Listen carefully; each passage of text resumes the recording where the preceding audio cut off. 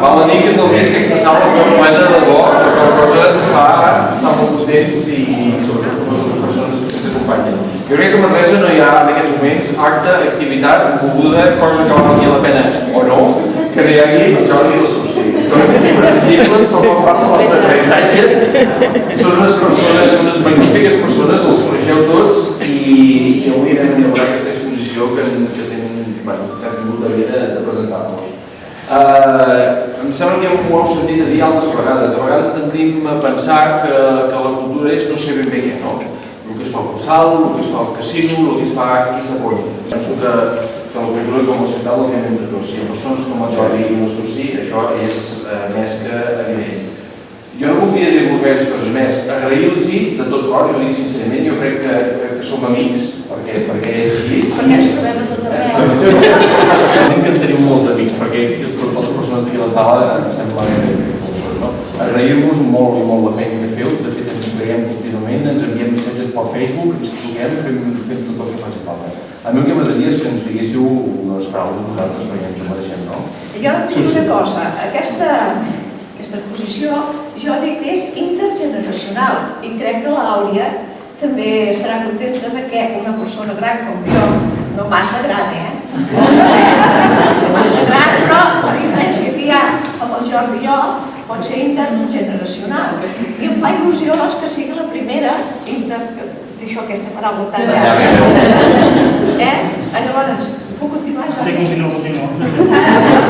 Intergeneracional i internacional. Perquè crec que hi ha fotos de tot arreu. Explica'ns una mica, això, va. Bueno, sí. Degut a aquesta jubilada, doncs, he pogut fer uns viatges, juntament amb uns amics que m'acompanyen, perquè el meu marit de vegades no em pot acompanyar, i sort de tinc d'ells que puc anar en puestos que jo solament podria anar, i dono gràcies a les persones que vaig viatjar amb ells. Llavors, sí, aquí és Islàndia, aquí és als Estats Units, i a Dubai, i hem hagut de triar unes quantes perquè en tinc moltes. Llavors, és això, no sé què dius a més de les meves coses. Llavors, jo sí el que vull agrair a totes les persones que són aquí i que m'han donat suport, m'ha encantat.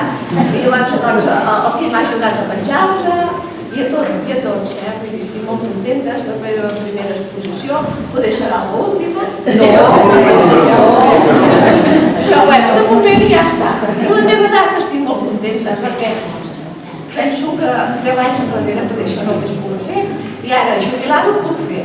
I us animo que tots us moveu i feu coses. I ja està. El centre cívic tot ple, amb amics, coneguts de la Brut també, i que l'enguany l'exposició l'he volgut dedicar a la cultura popular de Manresa i al Bages, ja que la comarca entenent una festa a l'altra, mai parem, sempre tenim activitats per totes parts. I la cultura la tenim ben elevada a la nostra comarca. Vull donar les gràcies a tots els assistents que heu vingut i estem molt contents perquè la cultura hem de fer tres pinya, hem de fer país. país i pinya. La donem per inaugurada, però jo demanaria un aplaudiment avui també per aquests dos representants de la cultura.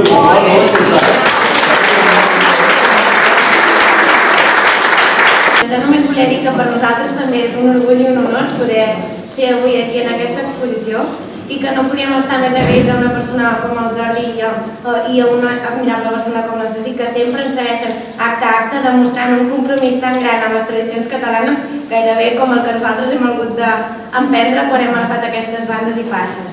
I simplement moltes gràcies i per molt temps, espero.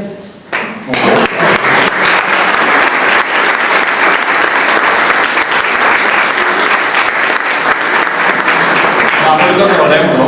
Ja ho farem.